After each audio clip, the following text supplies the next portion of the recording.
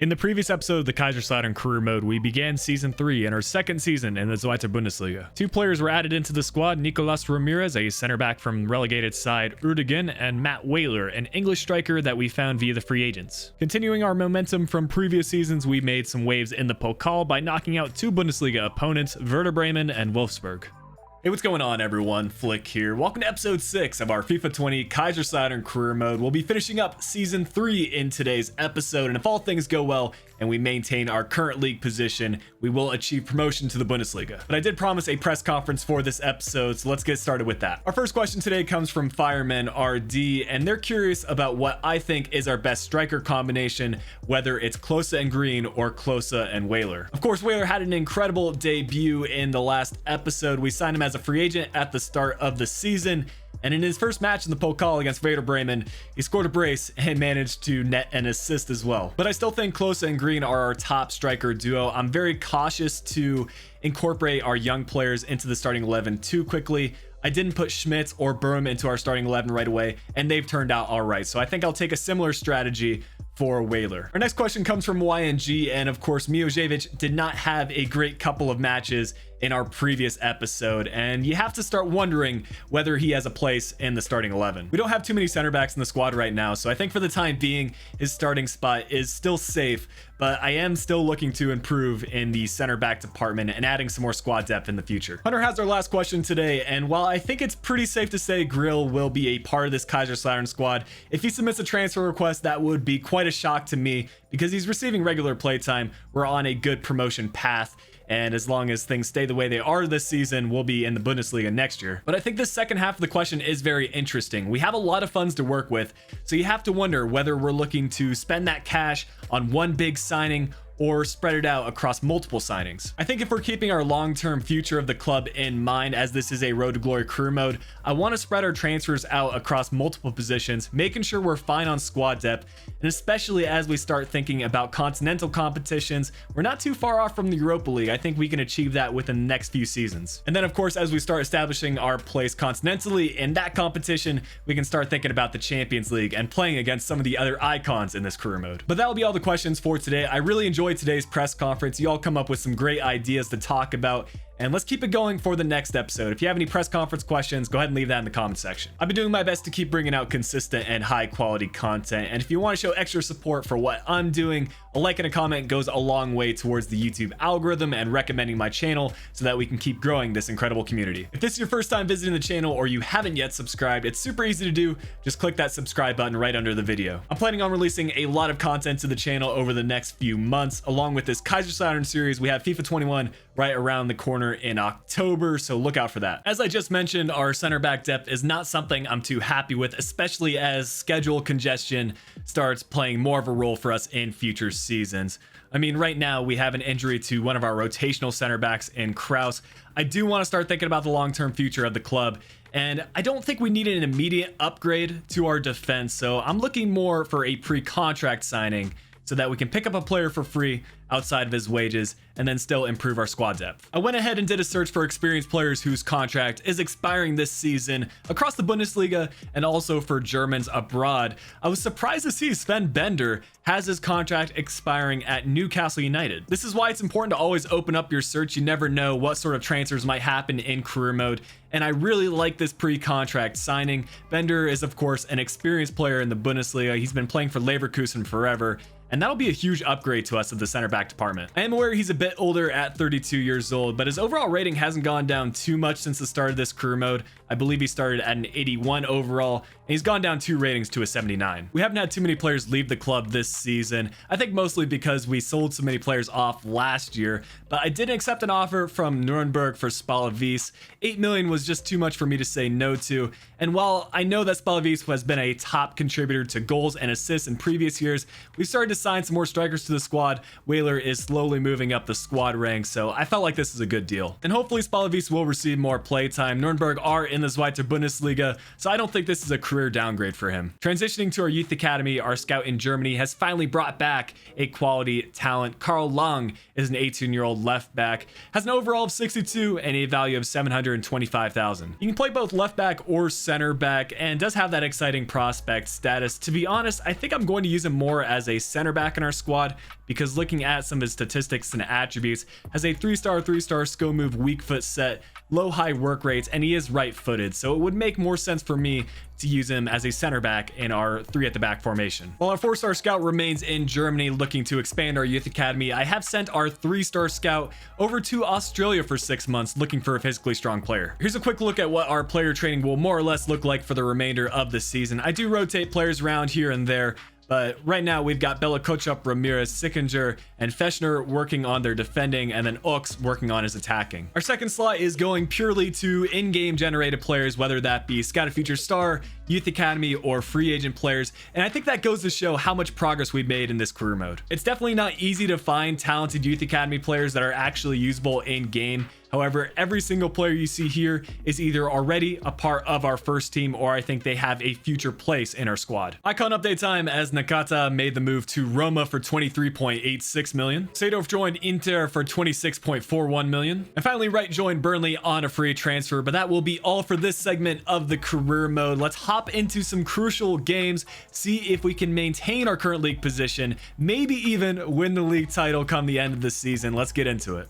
Our first highlighted match of today's episode will be a continuation in the Pokal, and I've made the controversial decision to start Long at the right center back position. We may have just promoted him. However, my thought process behind that is that we have placed a big emphasis on our young rising talents throughout this competition, so why not continue that? Our opponent for this quarterfinal fixture will be Borussia Mönchengladbach, who of course we have history with. They knocked us out of the competition last year, so we're looking to get our vengeance. And I don't think a whole lot has changed to their starting 11. They're using a 4-1-2-1-2 narrow formation, which we've fared pretty well against in the past. But getting into the highlights, we have a history this season of conceding the first goal in these Pokal matches. Luckily, Graf's form has been pretty consistent as of late, and he makes a good early stop. However, we have a very unlucky bit of play here as we try playing it back to Graf. Unfortunately, it's happened to Grill as well. You just are not able to clear the ball properly with goalkeepers this year. To be fair, I didn't have the power fully loaded up to clear the ball away, but I still feel like that shouldn't be happening. We'll continue pushing on though, as Whaler, who has kind of been our standout player in the Pokal this season, plays the ball out wide to Pick. He's just got more pace than the Mönchengladbach defender. Sends it in to Whaler. Unfortunately, the finish was not what it needed to be. I was expecting more from him, but he is still a young player and he has time to grow into the squad. Sem Schmitz trying to make something happen, but unfortunately this again was cleared by Mönchengladbach. Things were more or less the same in the second half. Mönchengladbach controlled a lot of the possession, and this sequence of build-up play kind of characterizes that well. It was almost unstoppable for us to bring this attack to an end. Luckily, Graf pulls off a big save and eventually will collect the ball. But one of our limited chances came here in the 88th minute, as Whaler, our man in the Pokal, could have equalized. Unfortunately, it is a big save from Jan Sommer. And to be fair, you expect that from a high-rated keeper. It was a solid cup run from us. We seem to make progress year after year, and eventually we'll win this competition. I can feel it. Now that we've been knocked out of the Pokal, our full attention can go towards the league, and this next match is a big one. We'll be traveling away to take on second place Hannover. This match could very well decide the Zweite Bundesliga title. Hannover have a strong starting 11 featuring names like Holger Badstuber. Other than the mistake from Graf in the Pokal, our defense has been solid in the second half of the season. It's good to see that we've redeemed ourselves after a sort of poor display in the last episode, but things went our way in this match as a rebound goes straight back to Klose. I haven't seen a lot of those kind of goals this season, but it happens here. But I knew one goal wouldn't be enough against the Hannover side, who had scored more goals than any other club in the Zweite Bundesliga this season. Green nearly nets us a second, but we'll get another chance here with Klose, pretty similar to our first goal, except on the opposite side of the pitch. This time it's a good save from the goalkeeper, and we'll continue working this one around. Ballack trying to have an effort here and create some space, but his shot is well over the crossbar. There were some nervy moments for us, and while I try to just play every match, not think about potential consequences, the implications of who wins this fixture and likely who will win the league were sort of getting to me. Luckily, Green has more pace than the Hannover defense, and he's able to net us a second goal, and I don't think I've been happier about us scoring a single goal this season. A lot of credit usually goes to attackers, but I need to recognize how well our defense played in this match. We were very compact. We didn't give Hannover too many chances, and the few chances they did have, were completely put to a stop by Grill. This is a well-deserved 3 points, and I think it shows how much we've grown since Season 2. Last year, we lost a lot of matches against top-of-the-table teams. However, this year, we're winning them. That's what it takes to be top of the table, and hopefully we can see this out for the rest of the season. I chose to highlight this fixture against Dresden. I think they're another quality club for a road to glory. They have a nice badge kit combo. While Dresden are a respectable side that are sitting around mid-table, they completely outplayed their league performance. They were playing like they should be in the Bundesliga. Some of the goals that they scored, to be fair, were a bit unlucky for us, but they showed a lot of quality. This was just a weird goal. This has happened to me before in like FIFA 16 or FIFA 17. It hasn't happened to me in years, but this was definitely intended to be a cross and it ended up in the back of the net. Sometimes you just need to hold your hands up and say that things are not going to go your way today, and we just could not seem to catch a break. Here in the 68th minute, it's going to be another chance for Dresden as they send this ball in. It's a good initial save and a good clearance away, but it wasn't long before they had another opportunity. And just look at what's happening, guys. Like, our players are tripping over each other. Our opponent is scoring goals from what should have been just a standard cross. There's nothing I could have done. And I honestly felt bad for Grill because he made some good saves throughout this match. Another one-on-one opportunity was cleared away, but we will fall 3-0 in what might be our biggest defeat this season. But luckily, we have a little bit of point cushion and we can afford to lose a match or two. We'll fast forward all the way to the end of the season, and I chose to include this news highlight because it showcases all our key players for the squad. Ballack on the left, close in the middle, Schmitz on the right. With one match to spare, we'll attempt to win the league title, and I think at this point we had already achieved automatic promotion, but Union Berlin were still in the mix. Our opponents for this match, Wiesbaden, are sitting in the lower half of the table. However, after our last performance, anything can happen. We have an opportunity to clinch the league title for a reason, though. We are one of the best performing sides in the Schweizer Bundesliga. And I think our performance in this match showed it, as we were very patient with our build-up play, just waiting for the right opportunity. This Wiesbaden keeper, and he pulled off some good saves to start off with. Böhm from the right flank. This has been a familiar sight ever since we signed him and started regularly featuring Böhm. But look at this save against Schmitz. I feel like he hit it well. I think that choosing to go first time was the right option, but it's just a good save. But time and time again, we've had players who have carried the team on their back. In the past 2 seasons, it's been closer, but this year, I feel like Julian Green has stepped up in big ways, finally netting our first goal in the 32nd minute. It was a bit lucky, to be fair. The ball rebounded back to him a few times, but we'll take that sort of luck as we try not to equalize right away off of kickoff. A ball sent in, and this one was just sort of bouncing around the 18 as another chance falls for Wiesbaden. Luckily, it was called offside. One of my favorite things about this 3-5-2 formation is the triangles that you can create, and I think that showcased really well here as Schmitz plays the ball through to Green. A good initial first touch and a clinical finish on his left foot on the keeper's near post, and we're going to get that 2-goal cushion, which pretty much seals things for us. We nearly get a third here as Klose squares it off to Ox, and this was a poor miss from our left midfielder. We should have no problem hanging on to this lead as long as we keep our defensive shape, and it certainly helps when Grill can make stops like this one, and our defense doing him a solid of clearing the ball away and not losing possession in our final third. But I'm actually going to show this highlight in full, kind of giving you an idea of how our counterattacking was this season, just completely ruthless, and there's nothing the Wiesbaden defense could have done about that one, as Bergman gets on the score sheet. Haven't seen him push up from the center defensive mid position too often, but why not get him involved? At this point, it truly was a promotion party. The fact that we could win this match 3-0 in front of our home fans and finally win a league title, it was just incredible. And hopefully this will be the first of many league titles with this Kaiserslautern squad. Of course, our captain, Michael Ballack, will be the player to lift the trophy for us, and I think that's deserved.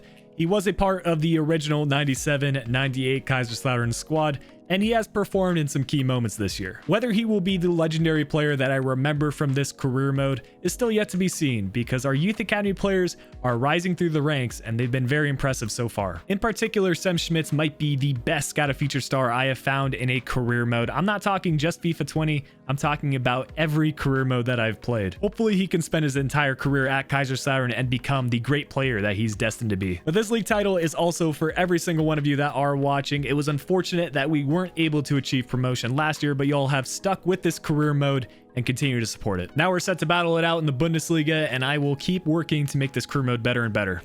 It feels good to finally be top of the league and win some silverware for Kaiserslautern. Hopefully it'll be the first of many trophies in this career mode. But it was a surprising end to the season for Union Berlin as they made a late push, overtook Hannover 96. We'll have to see if they still manage to make it to the Bundesliga next year. But looking at the second half of the table, it's a sad day for Greuther Fürth. They seem to be up and down, up and down. They got relegated in season 1, promoted in season 2, and once again, they'll be relegated in season 3. Looking at the top scorers for the club, Sam Schmitz has had his breakout year, and it's amazing to see how far some of our youth academy players have come. 33 games, 23 goals for Schmitz. Timo Bohm finished in second, 39 games, 15 goals, and Julian Green, I was surprised to see he actually finished with more goals than Klose, as he had 42 games and 15 goals. And this is what I mean by choosing to still have my faith in Green.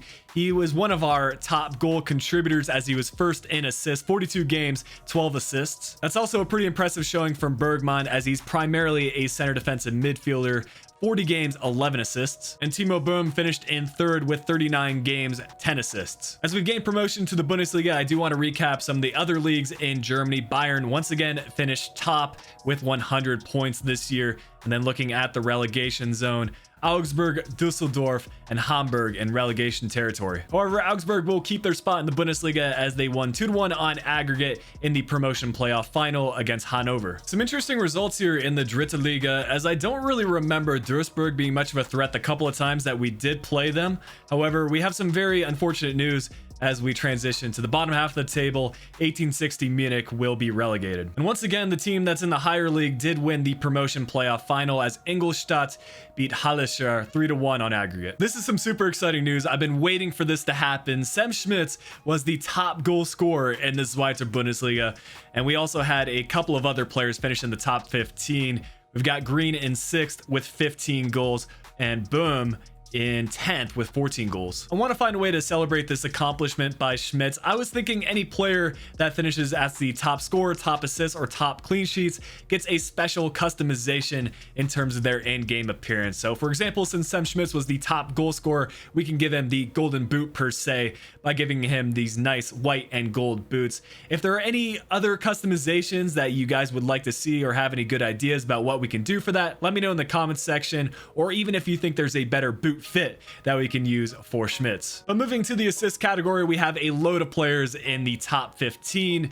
Green in 3rd with 11 assists, Bergman in 6th with 10 assists, Ballack in 8th, as well as Boom in 11th with 8 assists, and finally Schmitz in 13th with 7 assists. Everything seems to have worked out in the end for Grill, as he was the top goalkeeper in the Zweite Bundesliga this season with 20 clean sheets. And just like Schmitz, we'll be customizing Grill to give him the golden glove. Maybe in future seasons, our backup goalkeeper Graf can accomplish a similar feat. I feel like we were able to balance things out pretty well for the training this season and the overall growth. Really, the only player that I trained the entire season were our center backs and Whaler. That definitely shows for Whaler's growth as he went from a 67 to 74. I mentioned when we signed him how low his shooting category is, and now it seems to have evened out a bit.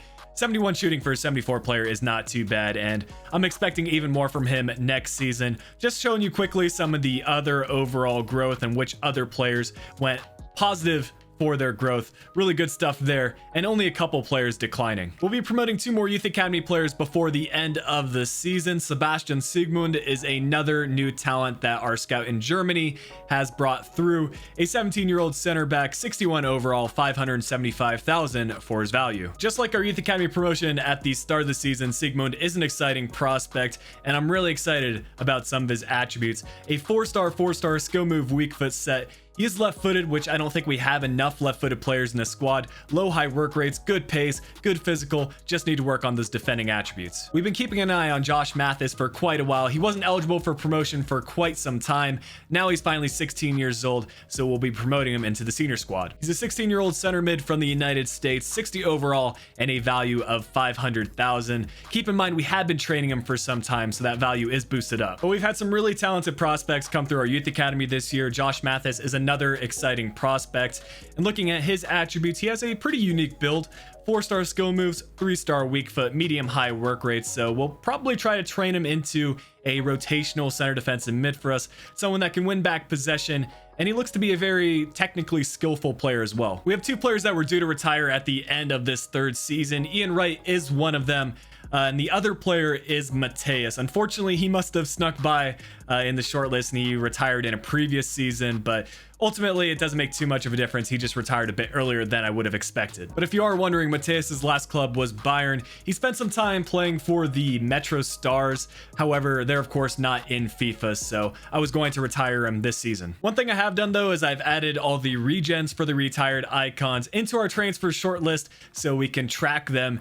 And maybe later down the line, we can sign some of them to our squad. For example, this is Wright's regen, was just imported into career mode. And then this guy is Mateus's regen. Just to cover some of the other retired icons from previous seasons, I believe this one is Barnes. We have Rush right here, Laudrup, and then Hullet to end things off. But in terms of our board objectives this year, you can tell by our manager rating, we've done quite well for ourselves. We didn't complete the first half of our youth development objective, but we did accomplish the second half of signing at least 3 players younger than 20 years old with potential higher than players already in the same position. Brand exposure, we met that financially. We were well above the expectations for that one. And then of course for domestic success, we finished first in the league. We got to the later stages of the Pokal. We did very well there. It's no surprise then that the board is looking to have us back for another season, and I fully intend on completing this career mode with Kaiserslautern. I want to win the Champions League, I want to win the Bundesliga, and maybe we can throw in a Pokal victory as well. But I predict this is the squad we'll be working with at the start of season 4. As you can see, I have made a few changes to our starting 11. I brought Whaler in at the left striker position, and Green will now be more of a rotational player for us. He was the top goal scorer, don't get me wrong, but in terms of his overall rating, I don't see it getting much higher than a 73 or 74. We'll also be upgrading the stats for Ballack and Klose to reflect their baby icon stats. But I do want to make sure you all are involved in the transfers that we make, so if you have any transfer suggestions, feel free to leave that in the comments section. I do want to make an upgrade at the left mid position. Ox has been solid, but he's not necessarily a standout player for us. He's also the lowest overall rated player in our starting 11. So if you have any realistic left mid suggestions, feel free to let me know, as well as any squad rotational and squad depth players that we can use for our substitutes. But I think that will be it for today's episode of the Kaiserslautern career mode. Can't wait to get underway in the Bundesliga for the next episode. If you have enjoyed today's video, feel free to leave a like, subscribe to the channel if you are new around here. But until next time, this has been Flick. I'll be talking to you all again soon.